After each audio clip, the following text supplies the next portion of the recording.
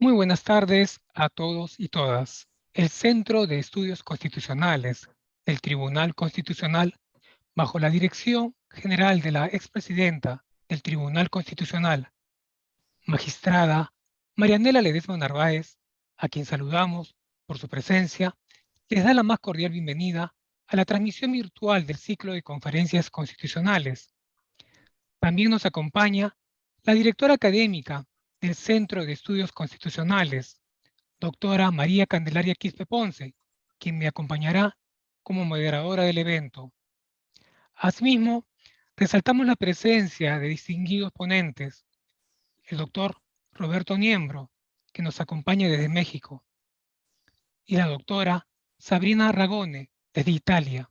Y por supuesto, a ustedes, señores, señoras, profesionales, jóvenes y adultos que nos siguen a través de las plataformas virtuales y a los que nos ven a través del canal Justicia TV, el canal del Poder Judicial. A continuación, invitamos a la directora académica del Centro de Estudios Constitucionales del Tribunal Constitucional, doctora María Candelaria Quispe Ponce, para la presentación del evento y de nuestro primer ponente.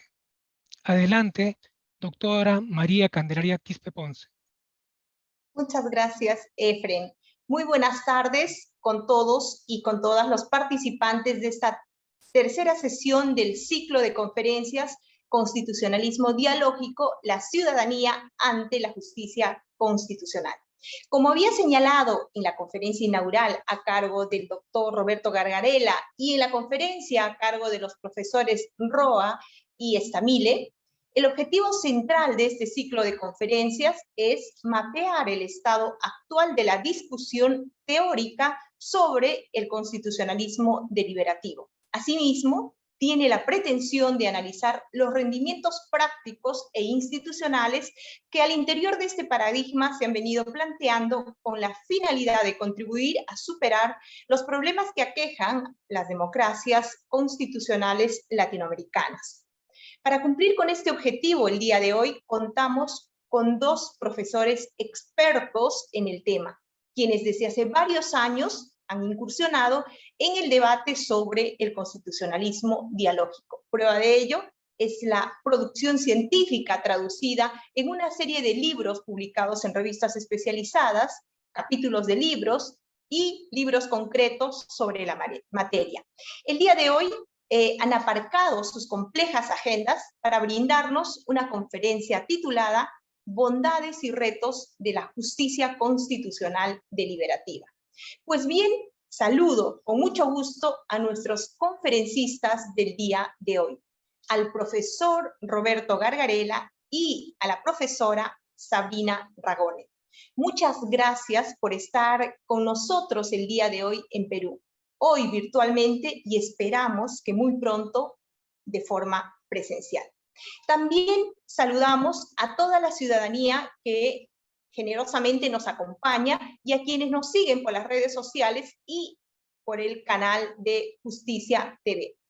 La conferencia del día de hoy, como es habitual, está dividida en dos partes. En la primera parte tendremos la ponencia del profesor Niembro por 40 minutos, seguida de la contraponencia de la profesora Ragone por 15 minutos.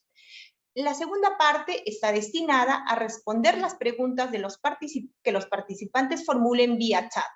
El profesor Niembro tiene 10 minutos como máximo para responder las preguntas y presentar sus conclusiones si así lo considera pertinente.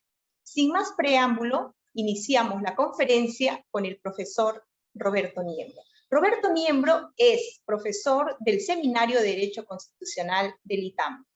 Es doctor en Derecho por la Universidad Complutense de Madrid, sobresaliente cum laude. Su tesis de Justicia Constitucional Deliberativa obtuvo el premio Nicolás Serrano, otorgado por el Centro de Estudios Políticos y Constitucionales del Ministerio de la Presidencia del Gobierno de España. Es magíster en Teoría del Derecho por la Universidad de Nueva York, diplomado en Derecho Constitucional por el Centro de Estudios Políticos y Constitucionales, especialista en Derechos Humanos, en Argumentación Jurídica por la Universidad de Alicante, España, y abogado por la Universidad Libre de Derecho de México. Ha realizado estancias de investigación, entre otros, en el Instituto Max Planck de Alemania, y ha publicado una gama de artículos en revistas, capítulos de libros y libros de los que me gustaría destacar solo 3. Y en ese sentido, aquí abro un paréntesis para ofrecerle disculpas al profesor Niembro, porque es imposible poder en tan poco tiempo que tengo hacer la presentación completa de su currículum y de la obra que él tiene, ¿no? Y en ese sentido también enfatizo y agradezco el escrupuloso trabajo de la magistrada Ledesma Narváez, que realmente hace un trabajo bastante significativo en la selección de los conferencistas y ponentes del Centro de Estudios Constitucionales. Pues bien, el profesor Roberto Niembro tiene las siguientes publicaciones: Constitucionalismo Popular en Latinoamérica, junto con la profesora Alterio; Constitucionalismo Progresista, Retos y Perspectivas, un homenaje a Tashnet, junto con el profesor Roberto Gargarella; 10 sentencias emblemáticas de la Corte Suprema, junto con el profesor Pedro Salazar y el profesor Carlos Alonso; y es autor del libro La Justicia Constitucional de la Democracia Deliberativa, publicada en 2019 por el sello editorial de Marcial Pons. Como ven, es un experto en el tema que el día de hoy nos convoca. Sin más, le dejo, profesor Niembro, reiterándole mi agradecimiento en el uso de la palabra por 45 minutos. Adelante. Muy bien, pues muchas gracias, Candelaria. Gracias al Centro de Estudios Constitucionales del Tribunal Constitucional de Perú por la invitación, a la magistrada Ledesma, también su directora general, y también a Sabrina por tomarse el tiempo y tener la oportunidad de dialogar. Me da mucho gusto que seas tú, Sabrina, con la que vaya a poder conversar el día de hoy, además con los que nos acompañan, que están presentes como, digamos, asistentas. Bueno, el propósito de mi intervención el día de hoy es, digamos, muy específico, es contarles cómo se llegó a la teoría de la justicia constitucional de la democracia liberativa, digamos, en qué contexto surge, en qué etapa, digamos, de la discusión de la justicia constitucional, creo yo, se ubica, siguiendo en este punto a Roberto Gargarella en la introducción que hizo generosamente a mi libro, y luego, pues, reflexionar sobre algunas de las bondades que creo que tiene la teoría deliberativa de la justicia constitucional, y también algunos retos. Voy a identificar 2 tipos de retos: retos teóricos y retos de diseño institucional. Entonces, bueno, dicho esto, pues voy a empezar haciendo mi exposición. Lo primero que, digamos, para saber en qué momento se llegó a esta discusión de la justicia constitucional desde la teoría de la democracia deliberativa, porque de eso se trata, digamos, es una concepción particular de la justicia constitucional, de cómo se debe llevar a cabo, cómo se debe ejercer la potestad de los tribunales constitucionales, de cuáles son, digamos, los ideales a los que debe aspirar cuando se lleva a cabo el control de constitucionalidad, cómo se debe diseñar institucionalmente. Y todo esto se hace a la luz o inspirados desde la teoría de la democracia deliberativa. Pues para esto hubo un largo recorrido, digamos, en la teoría de la justicia constitucional. Y para esto, como les decía, en este recorrido que tiene 5 etapas, pues voy a seguir la exposición de Roberto Gargarella, porque también es con él con quien creo que hay que, o bueno, con quien yo he dialogado más sobre este tema, con quien me ha servido más para pensar y además para seguir, digamos, un poco los pasos que él ha marcado sobre este tema, que sin duda creo es, por lo menos en América Latina, quien más ha trabajado el tema de la justicia constitucional deliberativa o del constitucionalismo dialógico, ¿no? Bueno, lo primero es el punto de partida, como ustedes saben, de la teoría de la justicia constitucional, pues surge con la discusión del poder constituyente, o en el constituyente norteamericano, sobre si debería preverse o no esta potestad de control de constitucionalidad. Y va a ser también en el Federalista 78 cuando Hamilton nos dé el razonamiento que va a sustentar la justificación que se considera clásica de la justicia constitucional. Es decir, que la justicia constitucional va a llevar a cabo, pues, la garantía de la Constitución, ¿no? Y que ante eso, pues, no cabe duda, diría Hamilton, corresponde que los tribunales constitucionales puedan declarar la inconstitucionalidad de normas, porque lo que se está haciendo valer es la Constitución o la supremacía constitucional, la voluntad del pueblo soberano, podríamos decir, frente a la voluntad de los órganos legislativos coyunturales que tienen una legitimidad, digamos, no tan fuerte como la de un poder constituyente que se ve reflejado en un texto constitucional y que lo que hace el Tribunal Constitucional simplemente es garantizar esa supremacía constitucional. Esa es la primera etapa, ¿no? Con Hamilton luego, pues evidentemente esa justificación de la justicia constitucional, pues la va a retomar Madison en el caso Marbury versus Madison, perdón, se va a retomar más bien en el caso Marbury versus Madison por el juez Marshall, y pareciera ser que es una conclusión lógica, ¿no? Si la Constitución es suprema y hay una norma inferior que la contradice, pues lo lógico pareciera ser que la única respuesta institucional frente a eso es que los tribunales tengan la potestad de declarar la inconstitucionalidad de esas leyes. Y esa va a ser, digamos, una lógica que va a imperar durante mucho tiempo en la discusión de la justicia constitucional y que creo, pues, en Latinoamérica se asumió como dada, como no, digamos, como zanjada la discusión, hasta hace muy poco tiempo, cuando empiezan a surgir nuevas perspectivas sobre la justicia constitucional, particularmente, por ejemplo, la que estamos hablando hoy del constitucionalismo dialógico, que empieza a cuestionar ese tipo de argumentación que pretende justificar, ojo, la legitimidad del control judicial que llevan a cabo los tribunales constitucionales. ¿Y por qué? Y digo ojo, porque lo que estamos hablando acá es un tema de legitimidad democrática, ¿no? O sea, lo que estamos cuestionándonos es cuál es la legitimidad democrática que tienen los jueces constitucionales para llevar a cabo este tipo de control. Y sobre eso va a radicar. Y entonces no es cualquier cosa, ¿no? No es un tema menor del que estamos hablando. Evidentemente, no es el único, digamos, hay distintos tipos de legitimidades que construyen los tribunales constitucionales. Hay una legitimidad legal, una legitimidad sociológica, pero aquí estamos hablando de la legitimidad democrática, digamos, que caería o cabría dentro del paraguas de la legitimidad moral. Pero es una legitimidad democrática porque la pregunta es, ¿cómo hacemos compatible el control judicial de constitucionalidad llevado a cabo por integrantes de tribunales constitucionales que no son popularmente electos frente a órganos representativos que sí son electos popularmente y que por tanto tienen una legitimidad democrática directa? Entonces, esta primera etapa, digamos, fundacional, así le llama Gargarella en su introducción, estamos hablando de principios, fines del siglo XVIII, principios del siglo XIX,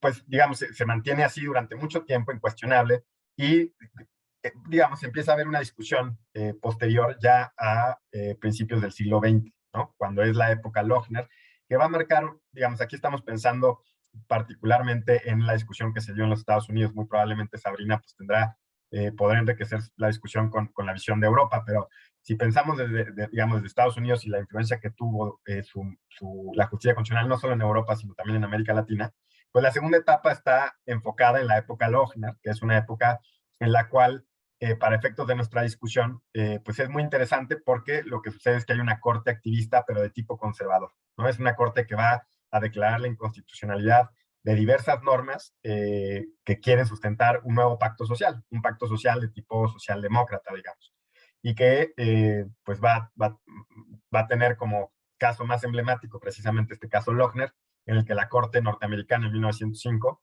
declara la inconstitucionalidad de normas que establecen horarios máximos para que los trabajadores en panaderías puedan trabajar durante el día y durante la semana.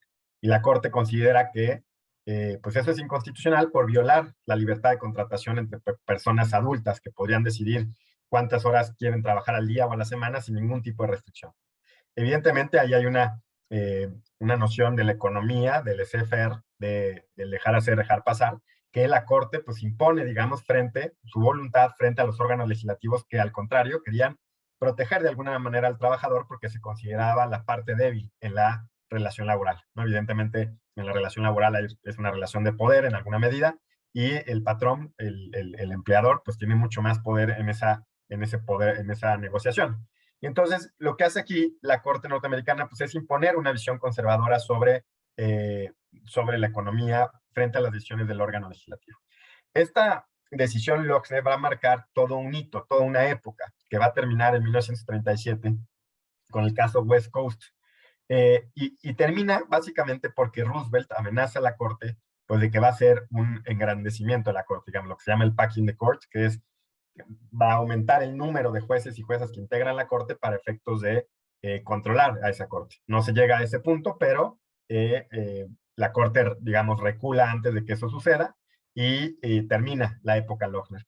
¿Por qué es importante la época Lochner? Porque es precisamente una actividad, es una etapa de activismo judicial conservador, pero porque además va a generar pues toda una, pues, hay mucho escrito sobre la época Lochner porque es considerada una época pues que ya está superada, en la cual no es legítimo, otra vez, no es legítimo que los jueces impongan sus visiones sustantivas, digamos, sobre la economía frente a lo que órganos legislativos o representativos quieren llevar a cabo, que para eso son electos, ¿no? Si elegimos un gobierno de derechas, pues es probable que lo que tengamos son políticas económicas de ese tipo, y si elegimos un gobierno de izquierda, es probable que tengamos otro tipo de políticas más redistributivas, por decir algo. Entonces, ahí, digamos, concluye esa época y lo que queda zanjado en la doctrina constitucional, o digamos, discutido en la doctrina constitucional, es que no es legítimo que los tribunales constitucionales, en este caso la Corte Suprema Norteamericana, imponga su visión sobre las cuestiones sustantivas. Después viene una tercera etapa, también muy importante, y todas estas etapas son importantes, digamos, ¿por qué se le estoy contando esto así a vuelo de pluma? Porque es importante para llegar a la discusión actual, que es la discusión, digamos, del constitucionalismo dialógico. Si no entendemos lo previo, es difícil, digamos, entender por qué las preocupaciones y por qué las propuestas del constitucionalismo dialógico. Entonces, después de esa época, Lochner, viene una tercera etapa del activismo liberal o progresista, que se da con la Corte Warren. El caso emblemático es Brown versus Board of Education, que es el caso en el que la Corte ordena la desegregación racial de las escuelas y que, bueno, que va a tener que terminar siendo apoyada por el otro presidente Roosevelt para lograr efectivamente esa inclusión o esa inclusión, sí, de las personas afrodescendientes en las escuelas de las personas blancas en Estados Unidos. Y va a ser otra vez una corte activista, pero ahora de tipo progresista, digamos, va a estar del otro lado del espectro político. Y van a surgir en esa época, pues, cuestionamientos, bueno, surge, por ejemplo, la teoría de Bickel, que habla sobre, o que va a poner el nombre de lo que se conoce como la objeción contramayoritaria, que es una, digamos, una noción básica cuando se discute la legitimidad de la justicia constitucional, que básicamente significa que cuál es esa, ya lo decía, cuál es esa legitimidad democrática que tienen jueces no electos para declarar la inconstitucionalidad de normas. Y también van a surgir defensas muy fuertes del activismo progresista, como las de Ronald Dworkin, con conceptos como tomarse los derechos en serio, los derechos como cartas de triunfo, etcétera, como cuestiones ajenos o distintos a la política pública, que son cuestiones de principios que deben ser protegidos precisamente por los tribunales constitucionales o las Cortes Supremas, porque están ajenos a la política partidista o a los vaivenes políticos del momento. Y también muy importante ya para nuestra discusión, va a surgir a finales de esta tercera época, digamos de la época Warren, va a surgir el libro de 1980 de John Hart Ely, que se llama Democracy and Distrust, o Democracia y Desconfianza. Y va a ser muy importante para nuestra discusión actual sobre la justicia constitucional deliberativa o dialógica, porque uno de sus principales exponentes, ya decía Roberto Gargarella, en América Latina, va a sustentar o va a utilizar como punto de partida la teoría de la justicia constitucional de John Hart Ely. Es decir, John Hart Ely va a pretender, ¿y en qué consistía muy, muy brevemente esta teoría de John Hart Ely? Lo que quería él hacer es justificar la justicia constitucional en Estados Unidos, pero no cayendo en el supuesto de la época Lochner, es decir, quería defender el activismo progresista, pero sin caer en la defensa de la imposición de valores sustantivos por parte de los tribunales constitucionales. Y para eso va a adoptar una teoría procedimental, digamos, de la justicia constitucional, que básicamente consiste en que los jueces y juezas constitucionales lo que hacen, y es legítimo que lo hagan, es conservar los canales abiertos de participación democrática. Y para eso las minorías sociales, en ese momento se conocían como las minorías discretas e insulares, digamos, esta noción ha ido cambiando a lo largo del tiempo, pero las minorías o grupos en situaciones de vulnerabilidad debían ser incluidos a través de la justicia constitucional, ¿no? Y es la justicia constitucional la que va a dar esos espacios a estas minorías, y eso es legítimo, nos dice John Hart Ely, que hagan los tribunales constitucionales.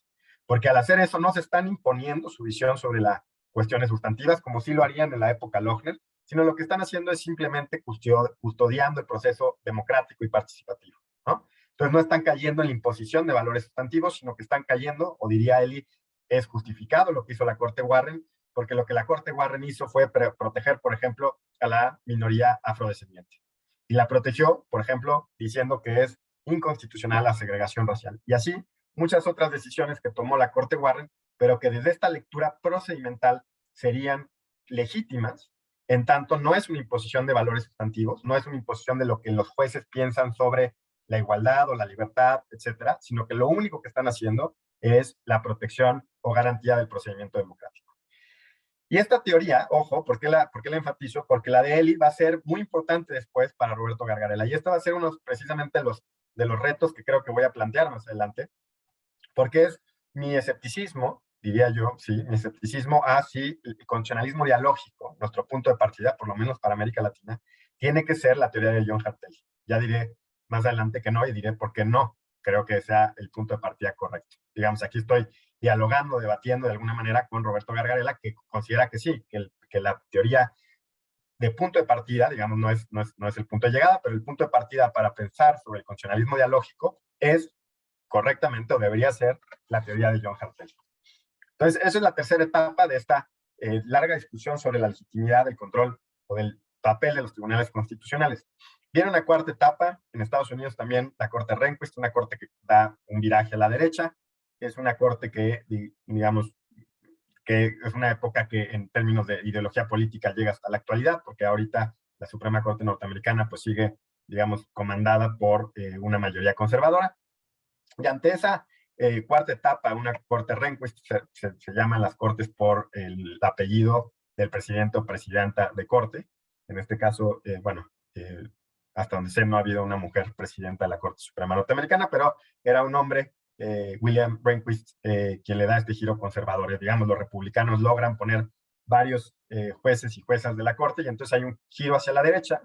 Y frente a ese activismo conservador, otra vez, digamos, hay una respuesta de teóricos progresistas frente a ese tipo de activismo. Y dicen, quitemos la Constitución de las manos de los tribunales.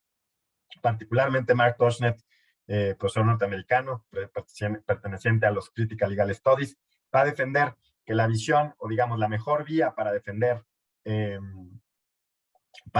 políticas progresistas no son los tribunales, no deberíamos de confiar en los tribunales para que lleven adelante una agenda transformadora, sino que son los órganos representativos. Y evidentemente allí el contexto político norteamericano está jugando un papel muy importante porque evidentemente frente a él tiene una corte conservadora como la de Rehnquist. Pero también hay propuestas muy interesantes, digamos, desde un punto de vista netamente teórico, que es la propuesta de Waldron en su libro de Derecho y Desacuerdos, en la cual también va a poner una objeción, tal vez la objeción que se ha hecho más fuerte hasta hoy, o la crítica más fuerte al control judicial de constitucionalidad, porque considera que en eso entonces consideraba que era un insulto a las capacidades de las personas para autogobernarse, ¿no? Si nosotros podemos discutir sobre temas de derechos y podemos decidir cuáles son y cómo interpretarlos y cómo aplicarlos, no es necesario, diría Waldron, tener pues un órgano, digamos, no electo popularmente, que vele por nuestros intereses. Eso lo podemos hacer nosotros mismos sin necesidad de estar bajo la tutela de este cuerpo colegiado no electo popularmente. Entonces, y luego después de esa etapa, que es la cuarta etapa, pues ya viene la etapa, digamos, del giro deliberativo, como le llama Gargarella, que es, digamos, la etapa en la que estamos discutiendo, en la que se enmarca este ciclo de conferencias, diría yo, porque en este ciclo de conferencias, pues estamos hablando de una forma particular de entender la justicia constitucional. Ojo, no es la única visión, no es tal vez ni siquiera la mayoritaria, es una forma de entender la justicia constitucional desde una teoría de la democracia muy particular, como es la teoría de la democracia deliberativa, que ya había anunciado. Hay distintas teorías, además no hay una sola concepción sobre la teoría de la democracia deliberativa, hay distintas concepciones, pero, digamos, por ponerlo lo más sencillo posible, podríamos decir que la teoría de la democracia deliberativa, desde la que se piensa la justicia constitucional en esta etapa quinta de la discusión sobre la justicia constitucional, pues considera que es necesario que todas las personas afectadas por una decisión participen en la toma de decisión, y además que previo a esa toma de decisiones haya una deliberación robusta en condiciones de libertad e igualdad. Digamos que esos serían los dos principios desde los cuales la teoría de la democracia deliberativa va a pensar a la justicia constitucional. Evidentemente esto es, digamos, muy simplificador. La teoría de la democracia deliberativa tiene presupuestos muy importantes, pero que, digamos, no me puedo detener a explicar en este momento, pero, digamos, ojo, es una concepción particular de la democracia, así como hay una concepción minimalista de la democracia, hay una concepción deliberativa de la democracia, hay una concepción una concepción sustancialista de la democracia, etc. Acá lo que se está haciendo es pensar a la justicia constitucional con los ojos, con los lentes, con el parámetro teórico de la democracia deliberativa.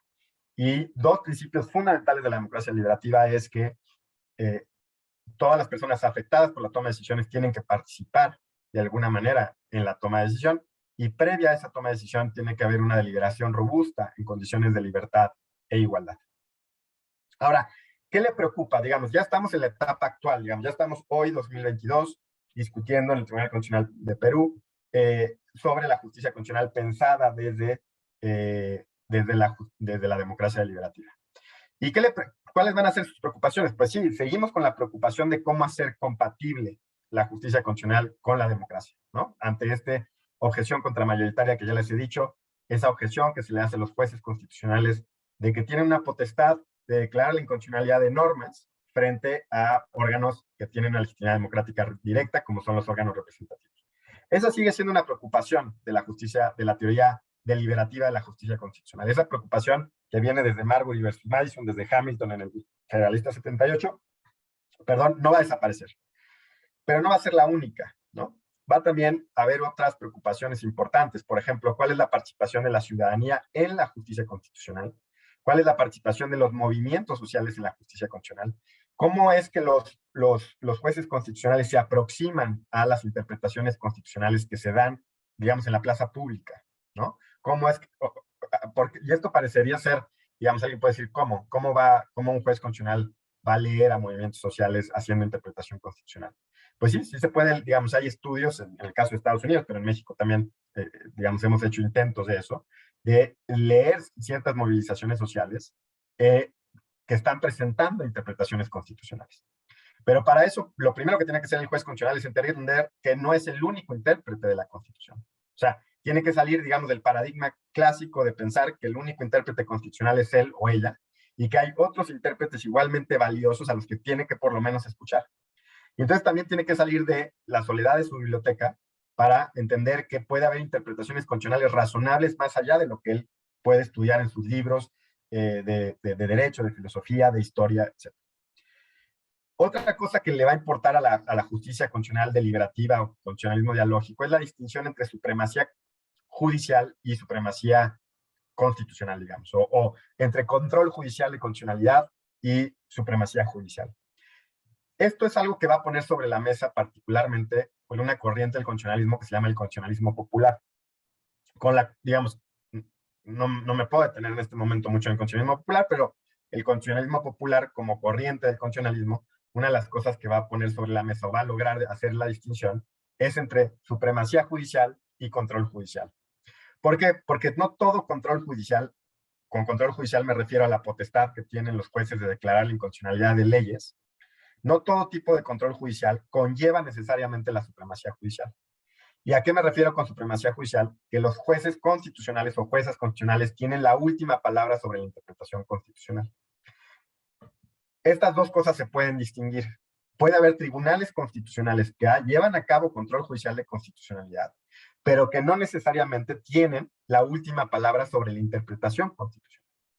Y entonces lo que va a poner sobre la mesa el constitucionalismo popular y que va a ser una de las preocupaciones de la justicia constitucional deliberativa es entender que su principal preocupación no es erradicar el control judicial de constitucionalidad. O sea, la principal propuesta del constitucionalismo dialógico, digamos, o de la justicia dialógica, no es erradicar la justicia constitucional, sino entender que puede haber otro papel distinto de la justicia constitucional que no les atribuye la última palabra a los jueces y jueces constitucionales. Es decir, que una vez dictado sentencia, puede el debate sobre la interpretación constitucional seguir adelante. ¿Por qué? Porque ellos también están sujetos a equivocarse. ¿Por qué? Porque los textos constitucionales están llenos de ambigüedad y vaguedad, y que entonces es muy difícil en esos términos que alguien pueda, digamos, ostentar la última palabra diciendo yo encontré la respuesta correcta, digamos, a este problema determinado, al tipo Dworkin en su primera etapa, diría yo.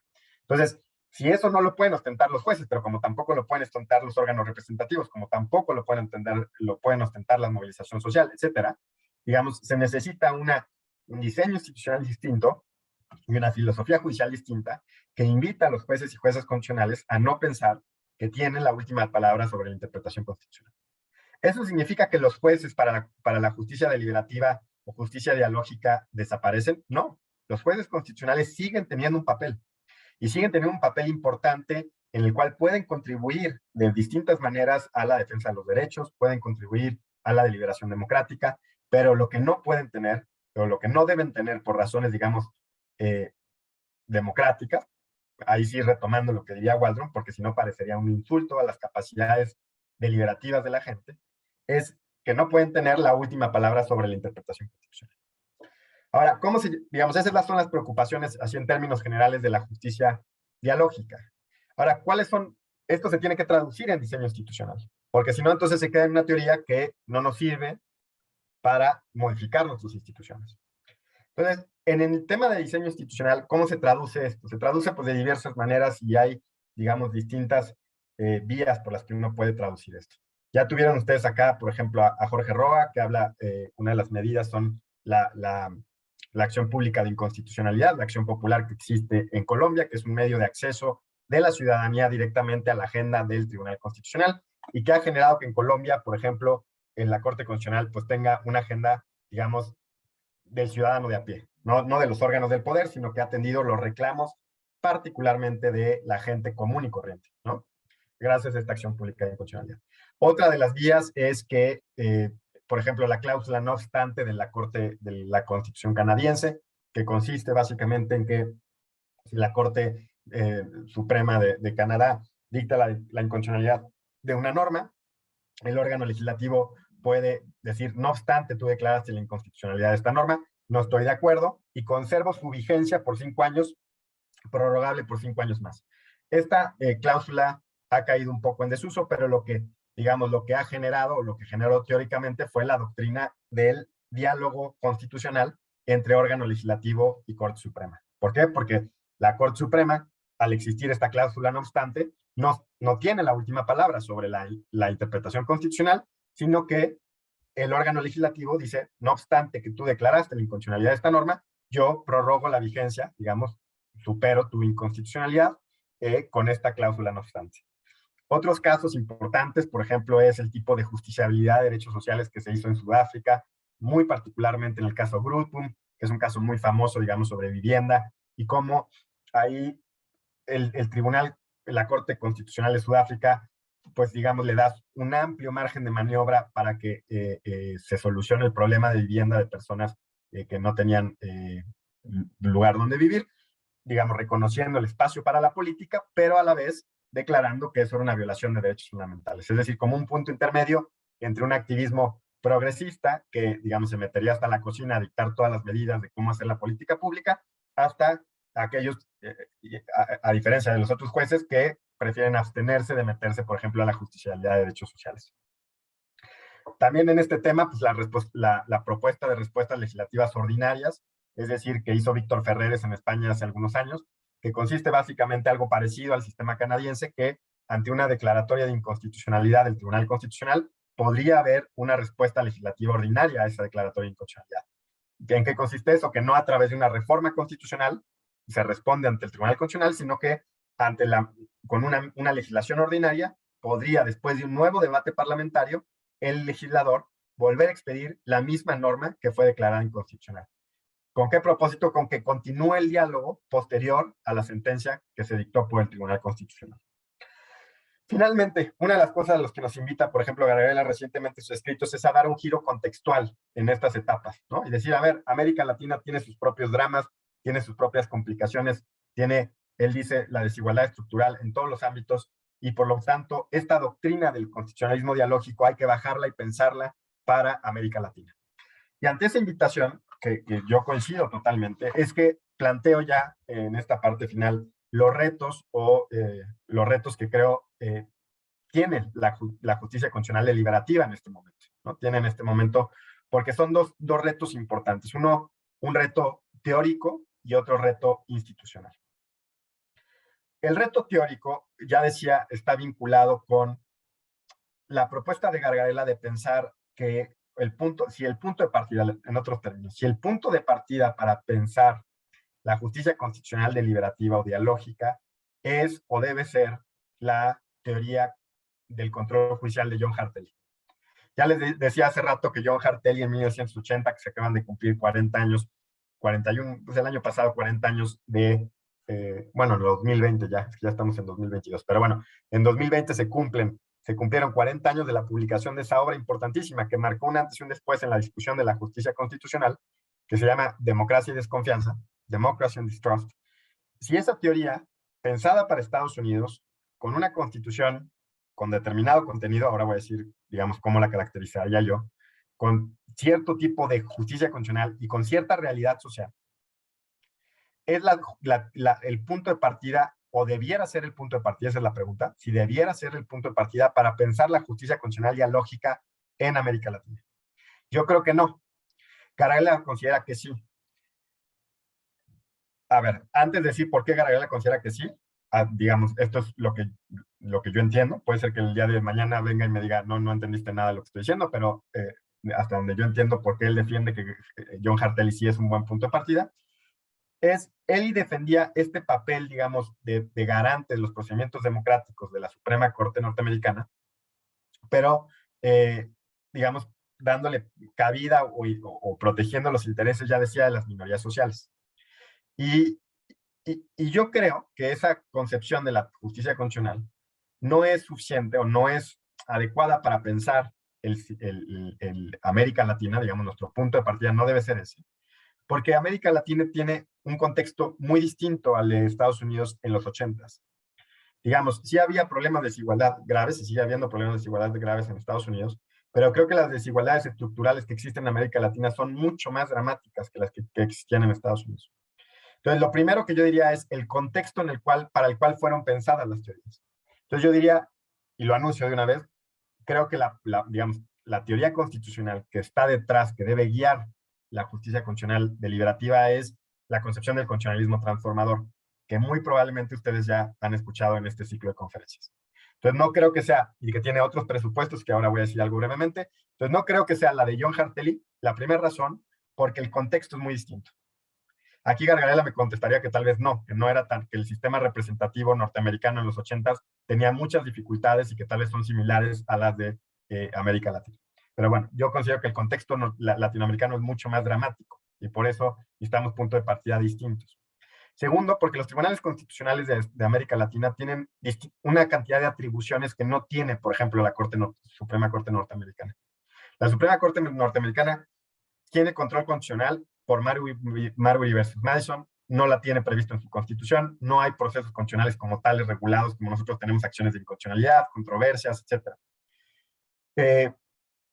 Y ellos, digamos, tienen una función atribuida por Marbury versus Madison, básicamente de hacer control constitucional de constitucionalidad de leyes. Entonces, y en el caso de América Latina, los tribunales constitucionales tienen una amplia gama de atribuciones. O sea, no solo hacen control de constitucionalidad de leyes, hacen muchos, materia electoral, anticorrupción, organización, digamos, en materias de legalidad y constitucionalidad. Digamos, sus atribuciones son mucho más amplias que las que tiene la Corte Suprema norteamericana. Y tercer punto también muy importante, creo que nuestras constituciones latinoamericanas son muy distintas a la norteamericana. A partir de la Constitución del 17 de México, claramente hay un mandato transformador de las constituciones o aspiracionistas, digamos, que buscan que el Estado tenga, digamos, busque una agenda de igualdad, que tenga deberes positivos del Estado, no solo abstenciones, como el entendimiento clásico de la Constitución norteamericana. No es el único, pero el entendimiento clásico de la Constitución norteamericana y de su Corte Suprema es que a lo que obliga la Constitución norteamericana es abstenciones y no a deberes positivos del Estado. No tienen derechos sociales, no tienen, digamos, cláusulas de igualdad. Tienen cláusulas de igualdad, claro, pero no tan sustantivas como las que existen y que están llenas o repletas nuestras constituciones.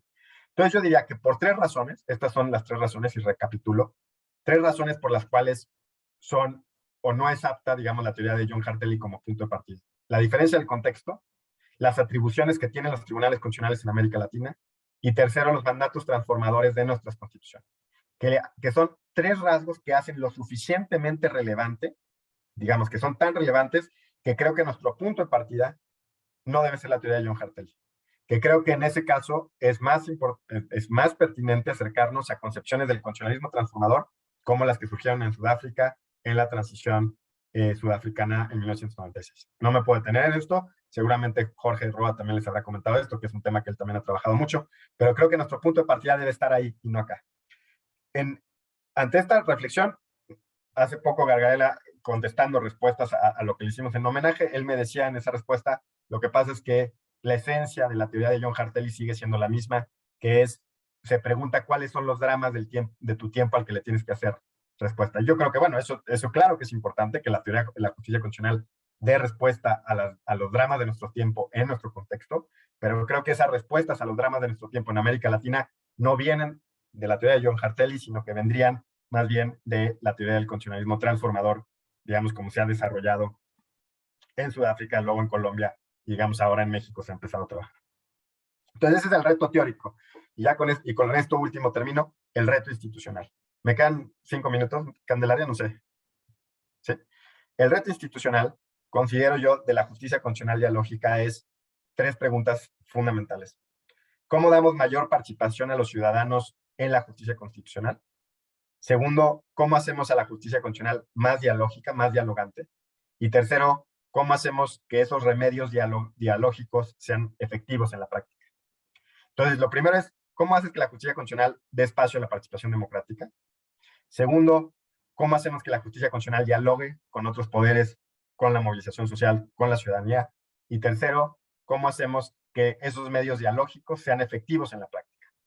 Y me detengo solo sobre este último punto porque los otros, digamos, cómo hacer participación en la justicia constitucional, se proponen las audiencias públicas, que es lo típico, para la discusión de temas estructurales, por ejemplo, o los seguimientos que hacen cortes como la colombiana en cuestiones de estado de cosas inconstitucional, que es un tema, digamos, de inconstitucionalidad masiva, etcétera.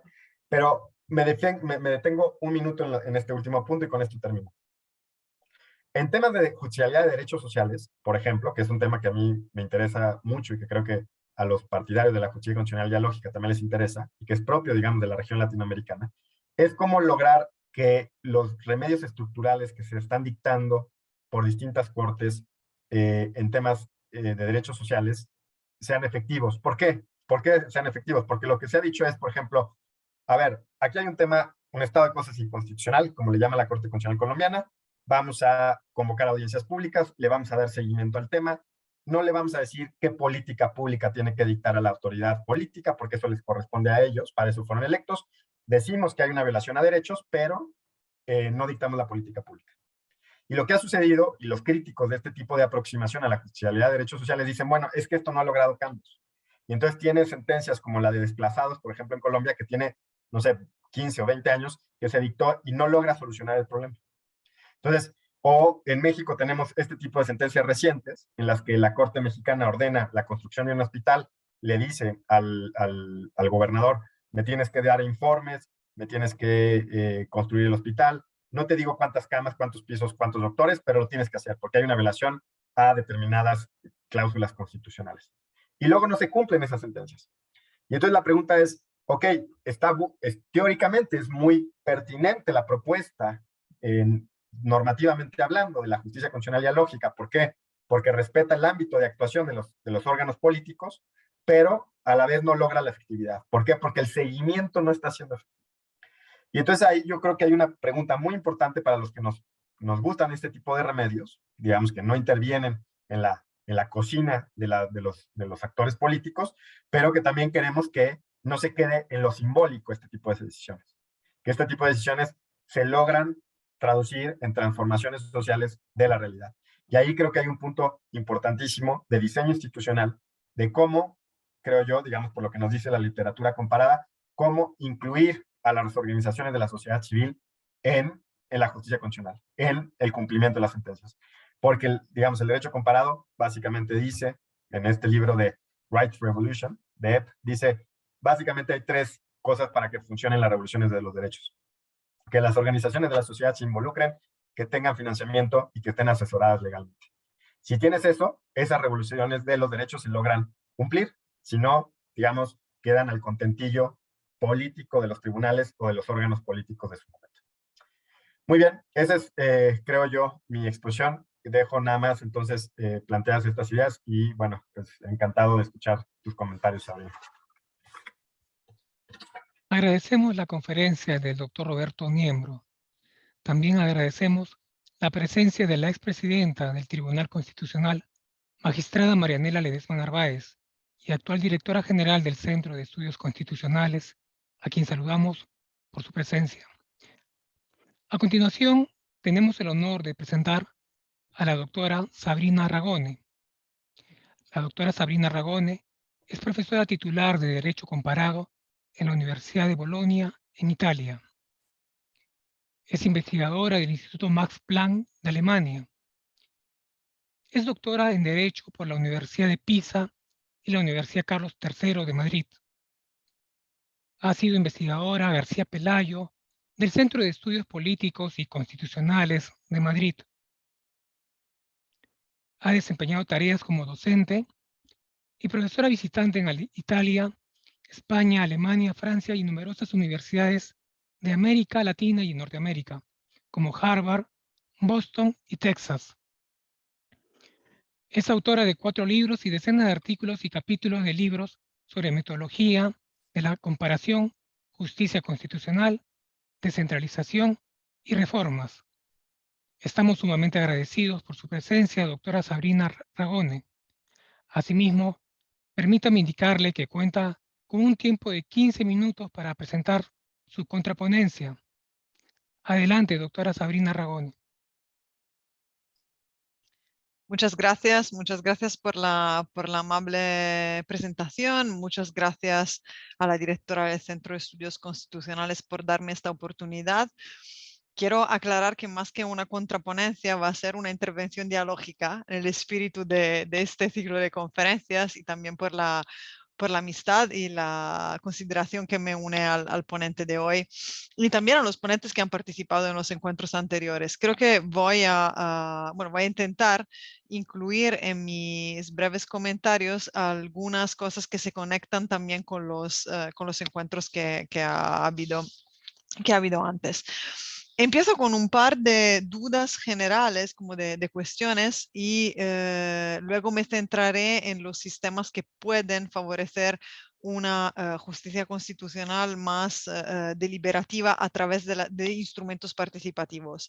Que de hecho creo que esto va a integrar un poco lo que decía Roberto, porque él ha preferido centrarse más en la efectividad, y voy a conectar la efectividad con los instrumentos para que los ciudadanos efectivamente participen de forma individual o de forma colectiva. Viendo algunos de los últimos trabajos de Roberto, en uno encontré una descripción muy, muy interesante de lo que podríamos exigir a un tribunal constitucional, lo que podríamos esperar de un tribunal constitucional. No les voy a leer el listado, que es un listado muy interesante, pero hay elementos de, digamos, de involucración del tribunal en el debate colectivo, de ayuda a la ciudadanía para entender cuáles son los distintos puntos de vista sobre una determinada cuestión, y podríamos añadir otros. Y a veces, digamos, leyendo sus trabajos y pensando también en mi consideración de la justicia constitucional, me pregunto si nuestras expectativas sobre los tribunales constitucionales no son expectativas quizás exageradas en comparación con el diseño constitucional que tenemos. Es decir, si nuestros tribunales constitucionales, y aquí hablo, digamos, de los europeos que enfrentan algunos de los retos que planteaba Roberto, están de verdad diseñados para responder a este tipo de exigencias que nosotros les pedimos. Y desde este punto de vista me parece que los instrumentos de acceso a los tribunales y de participación dentro de los procedimientos se vuelven fundamentales en términos de diseño constitucional. El otro elemento general es el elemento del contexto. Del contexto tanto desde la perspectiva que mencionaba Roberto de las desigualdades, que son desigualdades, yo también opino que son desigualdades distintas. Es un contexto social muy distinto al contexto de Latinoamérica. Sí nos podemos permitir considerar a América Latina un conjunto, y no deberíamos incluso dentro de América Latina distinguir, pero utilizar modelos que se han afirmado en otros países, en otras partes del mundo, es algo que tenemos que hacer con mucho cuidado, y digamos, la metodología comparativa, que es una de mis especialidades, lo enseña muy claramente. Aún así, creo que el contexto actual de la pandemia está enseñando que también en Europa y también en algunos países europeos hay situaciones de marginalización de algunos grupos sociales que se pueden comparar con, digamos que nos pueden ayudar a reflexionar sobre el rol de los tribunales constitucionales desde esta perspectiva de la desigualdad. Y no solo en términos de derechos sociales. Sobre esto también comparto la opinión de Roberto, que dice que la perspectiva transformadora no puede limitarse solo a la implementación y la ampliación de los derechos sociales. Es algo que va más allá, digamos, llega en mi opinión hasta la involucración de determinados grupos dentro del debate y justo dentro del debate de la interpretación del texto constitucional. El punto en el que me voy a detener un poco más se refiere no tanto a las competencias, que es uno de los otros elementos que abarca Roberto en sus trabajos. Son competencias amplias, ¿no? Lo mencionaba hoy también. Son tribunales constitucionales los latinoamericanos que tienen muchas competencias y esto es más comparable, creo que, con los tribunales europeos que con la Corte Suprema. Los nuestros también son tribunales que tienen competencias, obviamente, sobre el control de leyes, tienen en algunos casos competencias de control sobre las reformas constitucionales, que es una función que cambia el rol de un tribunal dentro del contexto. No me puedo detener sobre esto, pero digamos, me parece claro que tener la posibilidad de contrarrestar una reforma constitucional es algo que no es comparable con el control de las leyes, pero también referéndums, control sobre los referéndums, control electoral, control, es decir, son tantas las competencias que le permiten a un tribunal constitucional. Y aquí también permítame ser más genérica, no puedo detenerme en todos los casos europeos y en cuáles son las competencias de cada uno, pero el rol de un Tribunal Constitucional Europeo que tiene muchas competencias creo que es más comparable con la situación de algunos tribunales en Latinoamérica. Podríamos hablar de los requisitos de los jueces y hasta qué punto los requisitos que ellos tienen para poder ser nombrados jueces de verdad permite, digamos, representar dentro del Tribunal Constitucional, okay, no con la participación externa, sino dentro del mismo tribunal, qué tipo de experticias, qué tipo de origen, qué tipo de formación tienen que tener los jueces. Esto ya podría ser un elemento de diseño constitucional, de diseño institucional que contribuyera al debate, digamos, al papel dialógico y deliberativo de los tribunales. ¿Quién nombra? ¿Quién tiene el poder de nombrar a los jueces? Esto, asimismo, si nosotros pensáramos desde una perspectiva de diseño institucional, elegir los requisitos para quién puede ser nombrado juez y quién los va a nombrar puede ser un elemento de, digamos, que añada una función deliberativa o las posibilidades de deliberación dentro del tribunal. Y me detengo, como les decía, unos 3 minutos sobre la cuestión del acceso y de la participación. Como les dije, creo que la parte del diseño institucional es algo que comparativamente se vuelve muy relevante para aumentar o disminuir digamos, el valor deliberativo de nuestros tribunales constitucionales. Ahora, decía Roberto, es muy importante que todos los sujetos afectados puedan participar dentro de los juicios constitucionales y que se debatan las cuestiones de una manera más amplia. Comparativamente, los instrumentos en los que podemos pensar y que se han dado en las constituciones contemporáneas son instrumentos de acceso, instrumentos de participación, como por ejemplo la amicus curiae. El acceso, ¿a quién lo podemos garantizar para aumentar las probabilidades de una, digamos, justicia más deliberativa? Sabemos que originariamente en el contexto europeo se ha garantizado el acceso a los entes territoriales, estados federados y en los estados regionales también las regiones. En este caso, la idea es defender las competencias legislativas de estos entes territoriales. El nivel deliberativo de la participación de los entes territoriales a veces lo subestimamos, pero muchas veces cuando tenemos gobernadores o presidentes o mayorías a nivel territorial que están en contra o son opuestas a las mayorías que han aprobado determinadas leyes, en realidad incluso este tipo de instrumento puede garantizar una, digamos, la presentación de argumentos opuestos, como decía Roberto, que dentro de un juicio, incluso ese tipo de juicio que no es un tipo de procedimiento que involucre a los actores sociales, incluso este tipo de procedimiento a veces, digamos, nos sorprende gratamente porque incluye distintas visiones del mismo problema. Hay incluso países europeos donde se garantiza el acceso al ejecutivo, porque allí la lógica es la opuesta. Por ejemplo, en Francia es evitar los abusos por parte del poder legislativo, que es algo que va un poco en contra, digamos, de la lógica que podemos ver en algunos sistemas latinoamericanos que tienen como objetivo contrarrestar el hiperpresidencialismo. Entonces, bloquear o supervisar el poder ejecutivo y no el poder legislativo. Sabemos que se puede abrir a las minorías parlamentarias y allí también pueden entrar distintas visiones, a los órganos independientes de garantía, pero digamos, el punto central de la cuestión aquí es hasta qué punto abrimos la justicia constitucional a un acceso individual o a un acceso grupal por parte de asociaciones, ONGs, etcétera. Como lo mencionaba Roberto, y también seguramente lo ha afrontado Jorge Roa en el encuentro anterior, ¿cómo se puede utilizar este tipo de participación directa? Obviamente se trata de compensar la posible escasa participación en otras arenas de discusión. Y sobre esto, digamos, no me voy a detener, pero cuando la población no puede afectar la agenda de los partidos políticos y de los actores políticos, muchas veces va a recurrir a los tribunales. Pero este tipo, digamos, de instrumento participativo a mí me lleva a preguntarme por si nosotros exigimos un mayor rol deliberativo a los tribunales constitucionales cuando estamos en una situación en la que los actores políticos están fallando.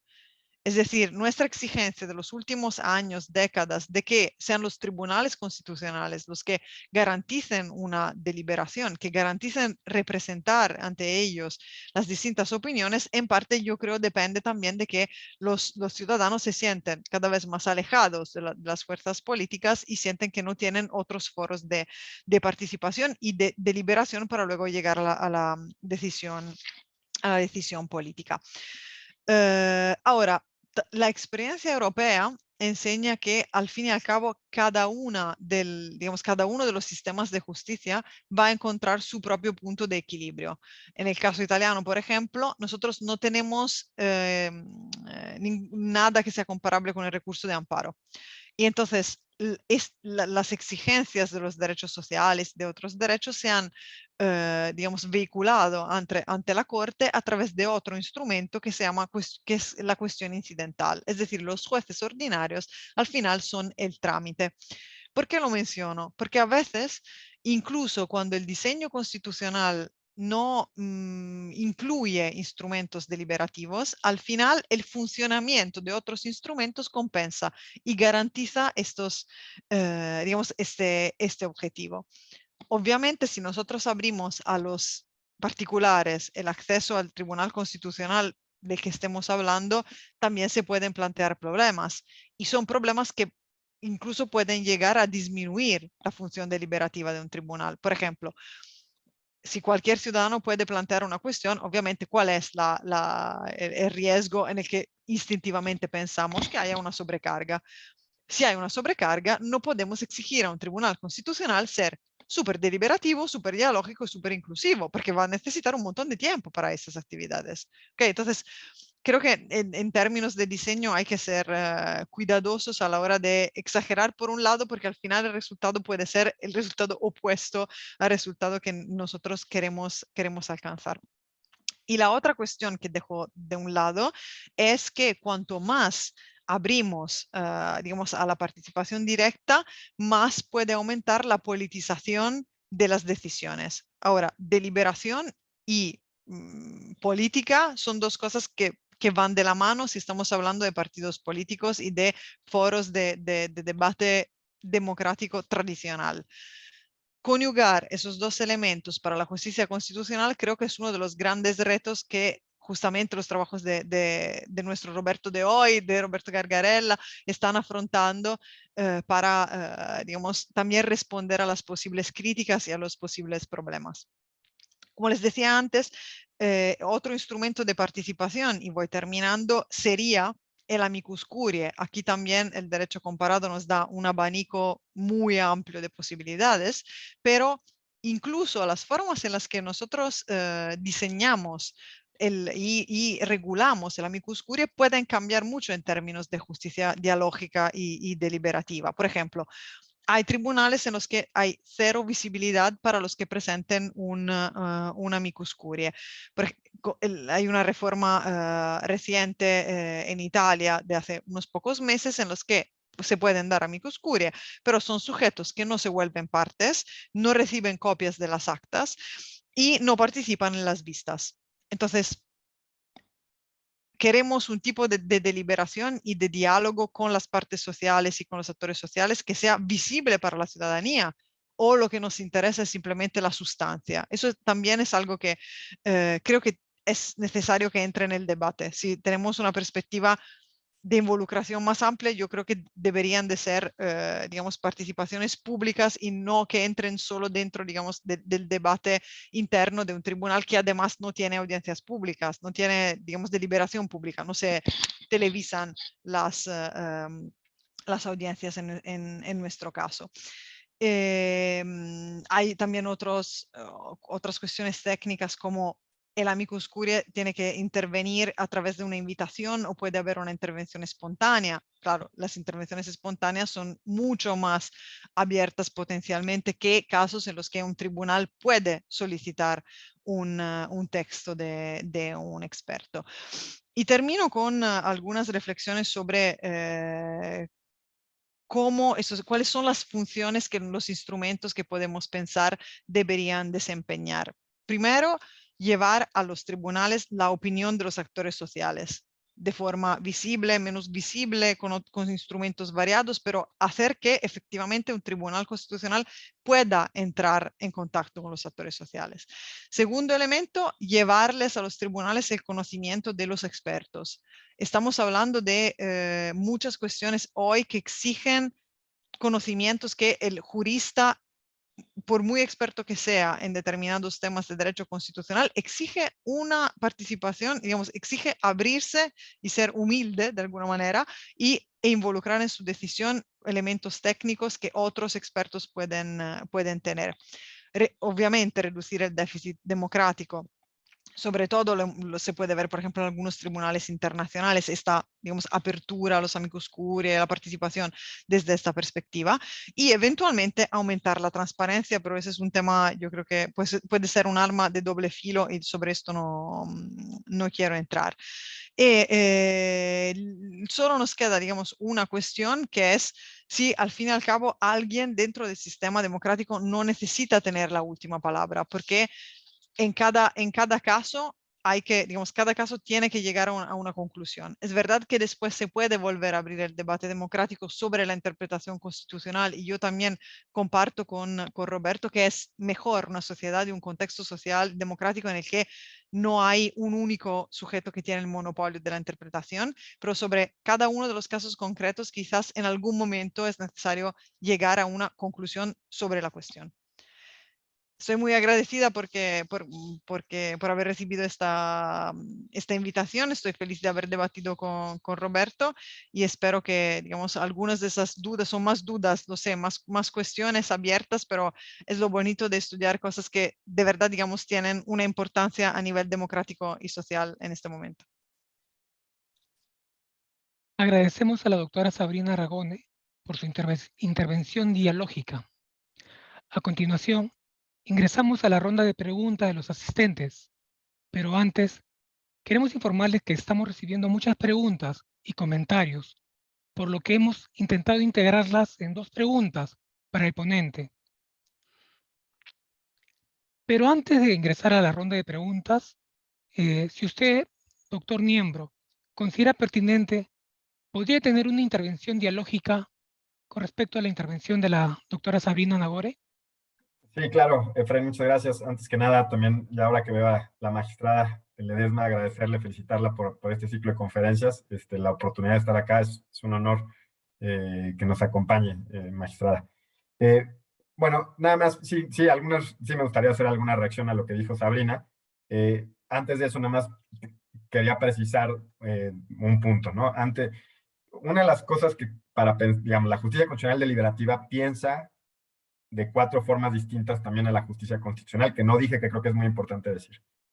Uno es pensar a la justicia constitucional como sede de diálogo, es decir, cuando el diálogo se da en el tribunal, ¿no? Y ahí está muy importante lo que decía Sabrina, lo del acceso, por ejemplo, lo de la amicus curie, lo de las audiencias públicas que se llevan a cabo, por ejemplo, o se han llevado a cabo en México en cuestiones excepcionales como el aborto hace algunos años, no en la última, sino en la anterior, o en casos de cuestiones estructurales, que es muy común, por ejemplo, en el caso de la Corte Constitucional colombiana. Entonces, lo primero es pensar la justicia constitucional como sede de diálogo.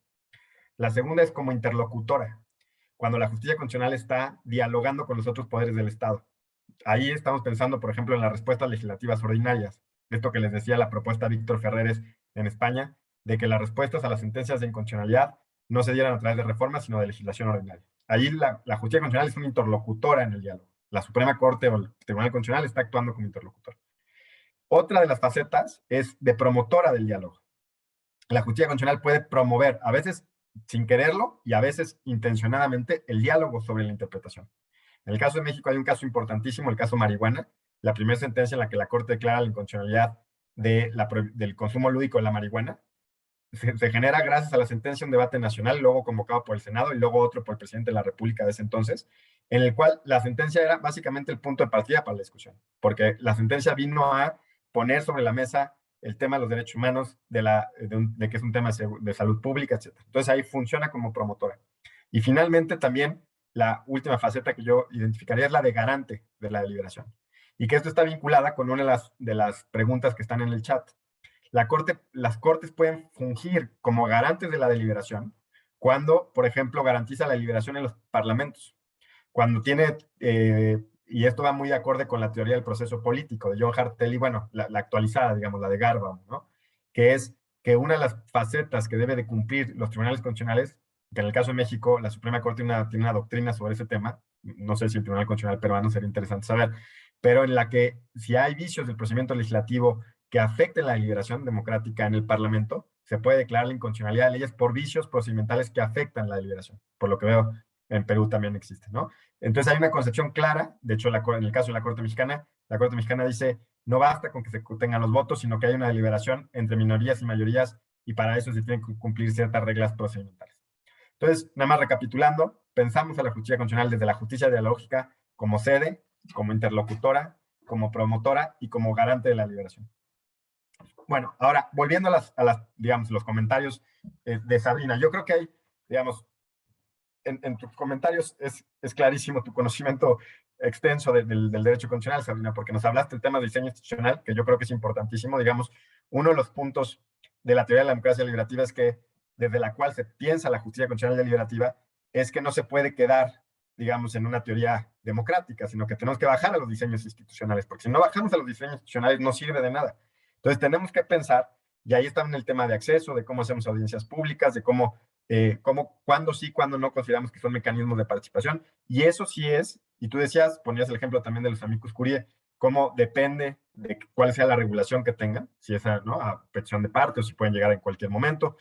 La participación de expertos también es importantísimo, porque cada vez más los tribunales constitucionales deciden temas que, digamos, requieren de conocimiento experto, sin duda, y cómo se allegan de esa información, ¿no? Para que haya un contraste de opiniones, etcétera. Digamos, eso es diseño institucional, ¿no? Entonces creo que es importantísimo. Segundo, la metodología del derecho comparado, y tú eres experto en esto, Sabrina, es mi crítica, digamos, a que nuestro punto de partida sea la teoría de John Hartelly, es porque creo que, digamos, el contexto en el que surge esa teoría es distinto al nuestro, y por lo menos importarla a México en este momento, digamos, creo que no es la teoría en la cual tendríamos que abrevar, sino la del constitucionalismo transformador.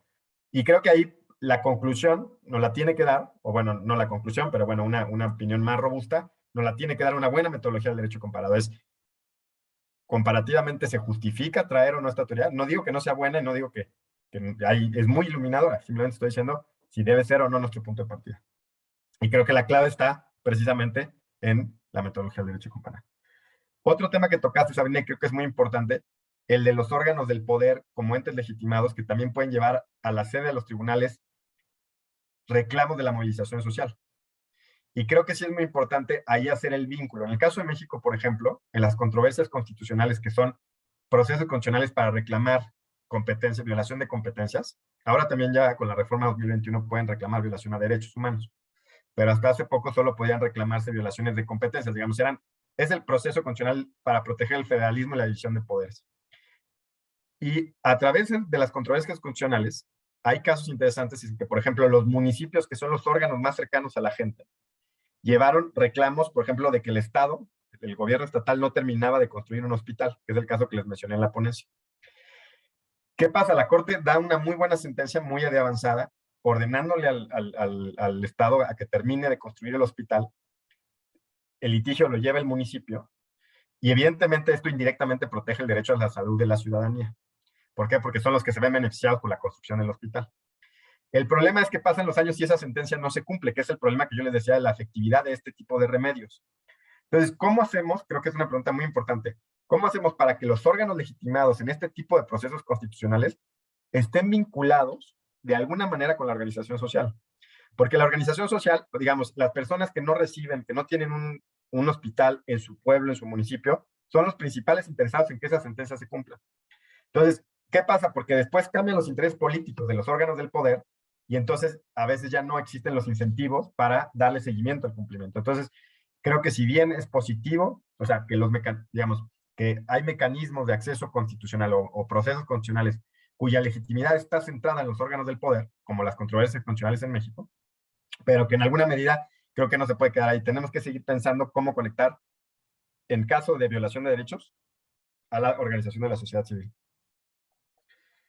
Y finalmente, creo que es muy importante, dijiste algún comentario que me hizo reflexionar, Sabrina, que hiciste, bueno, en la esfera política sabemos muy bien cómo compatibilizar política y deliberación democrática. Y cómo, digamos, yo entendí el comentario como también tenemos que evitar la politización de la justicia, ¿no? En el caso de sede, digamos, del Tribunal Constitucional. O sea, cómo compatibilizamos eso. Y yo pensaría que, a ver, la aproximación de a la justicia constitucional desde la justicia dialógica no es naif. O sea, saben que en los tribunales constitucionales, de alguna medida, hay un alto voltaje político, ¿no? O sea, no es la concepción formalista de que acá lo único que se hace es derecho. No, o sea, creo que, digamos, toda la doctrina más sofisticada sabe que en los tribunales constitucionales hay política, no política partidista, política, digamos, high politics, como le llaman los norteamericanos. Ahora, ¿cómo lo compatibilizamos? Aquí lo único que yo diría es, no podemos esperar los mismos tipos de resultados de un tribunal constitucional de un órgano legislativo, porque sus diseños institucionales, otra vez, y lo que esperamos de cada uno son cosas distintas. Los dos pueden contribuir de maneras diferentes a la liberación democrática y tenemos que esperar resultados diversos, pero que ambos, partiendo de que la Constitución es un texto político, legal y político, tiene esas dos características, tiene un alto voltaje político, y que entonces las interpretaciones constitucionales están cargadas de eso, ¿no? De política en un sentido no peyorativo, no partidista, sino high politics o ideología, o como le quieran llamar. Y con eso me quedaría hasta aquí, y si quieren, pues vamos con preguntas. Agradecemos al doctor Roberto Niembro por sus palabras. A continuación, leeré las preguntas formuladas por los asistentes. Primera pregunta. ¿Podría usted precisar en qué consiste la justicia constitucional dialógica? Segunda pregunta. En contexto de enormes desigualdades sociales y económicas, como ocurre en América Latina, que es la región más desigual del mundo, ¿es posible conseguir la participación de la ciudadanía? Una ciudadanía que está trabajando y no cuenta con tiempo para destinar a la deliberación, entre comillas. Dejamos en el uso de la palabra por un espacio de 5 minutos al doctor Roberto Niembro para que pueda responder a las preguntas de los asistentes y pueda brindarnos, si así lo considera pertinente, sus palabras finales. Claro que sí, gracias, Efraín. Muy brevemente. ¿Cómo yo describiría la justicia constitucional dialógica? Es, digamos, la teoría es una de las teorías, entre varias teorías, no es la única, una de las teorías, los que hemos estado, las que han estado acá, pero sobre todo los que hemos sido ponentes, creo que abrazamos esa teoría, es pensar a la justicia constitucional desde una concepción particular de la democracia, que es la democracia deliberativa.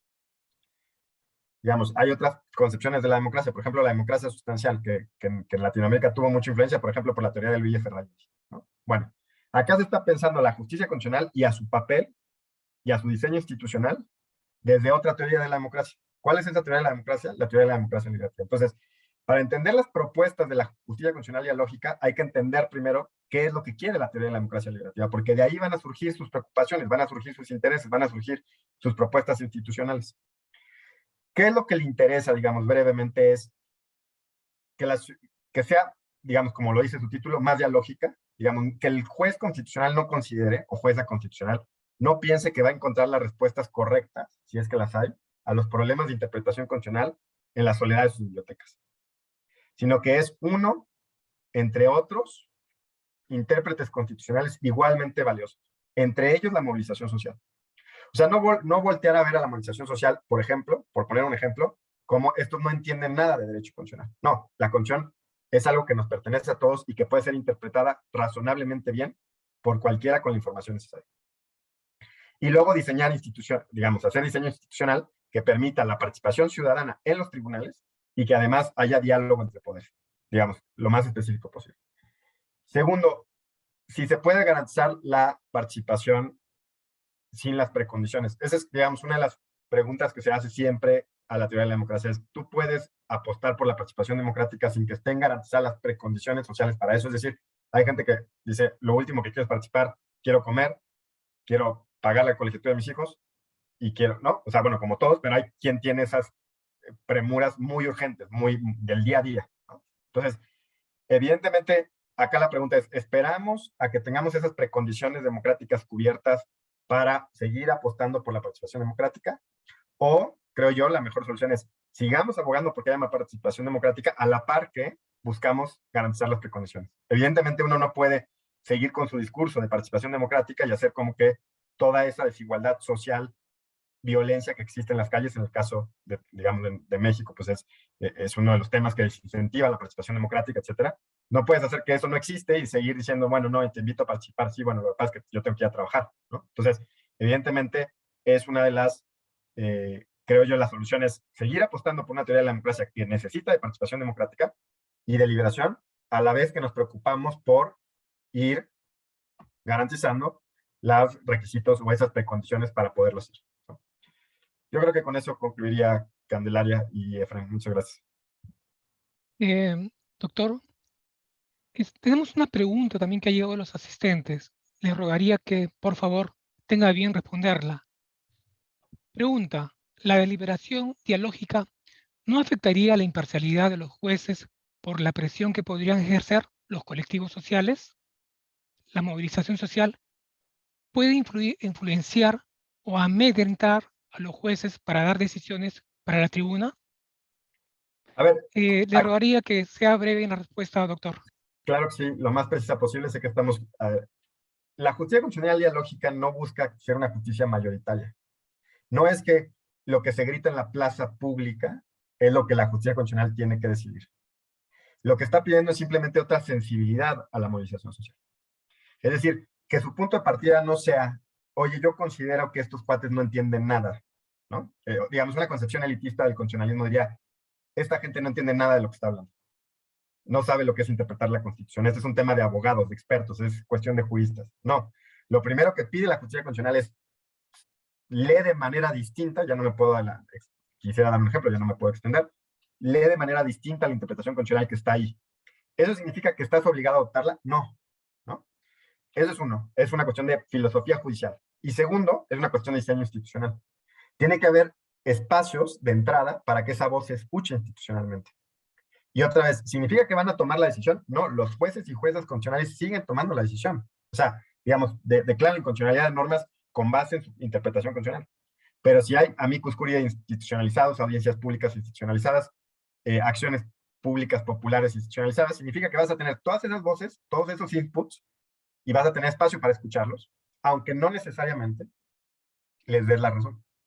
¿Okay? Eso sería. Gracias, Efraín. Agradecemos la respuesta del doctor Roberto Niembro. Para finalizar, le dejamos en el uso de la palabra a la doctora Sabrina Ragone para unas palabras finales Adelante, doctora Sabrina Ragone.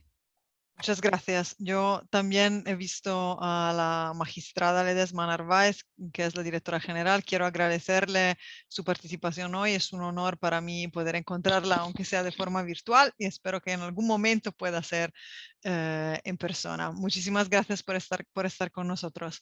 También es un honor poder cerrar el encuentro y quiero terminar solo con un comentario muy breve sobre el tema del contexto, que es algo que Roberto ha mencionado en sus trabajos, en la idea de importar, digamos, posiciones y soluciones de otras partes. Y creo que desde esta perspectiva, para ver hasta qué punto un tribunal en concreto, porque como decía Roberto, al final nuestras ideas tienen que encontrar, o nuestra aspiración es que encuentren soluciones para casos concretos y para aterrizar esas ideas en países concretos que muchas veces son nuestros países. Entonces, allí en el contexto hay que tener en cuenta qué rol y qué actitud han tenido y tienen tradicionalmente los actores políticos en el contexto de la forma de gobierno, qué rol ha tenido y desempeñado el Poder Judicial, qué tipo de, digamos, colocación tiene el Tribunal Constitucional o Corte Suprema, según el caso, dentro del Poder Judicial o fuera del Poder Judicial, como es en algunos países, y cuál es la tradición constitucional de un país, si hay cultura constitucional, si de verdad, digamos, tenemos actores sociales que se involucran en la interpretación constitucional. Y creo que teniendo en cuenta el contexto, en todos esos factores, y no solo con respecto al Tribunal Constitucional correspondiente, también será más fácil o un poquito menos difícil encontrar soluciones para hacer nuestros tribunales más dialógicos y deliberativos. Muchas gracias de nuevo. El Centro de Estudios Constitucionales del Tribunal Constitucional agradece las palabras de la doctora Sabrina Ragone. Asimismo, la Dirección General, a cargo de la magistrada Marianela Ledesma Narváez, expresidenta del Tribunal Constitucional, agradece la magnífica participación tanto del doctor Roberto Niembro y de la doctora Sabrina Ragone. Muchas gracias, profesores,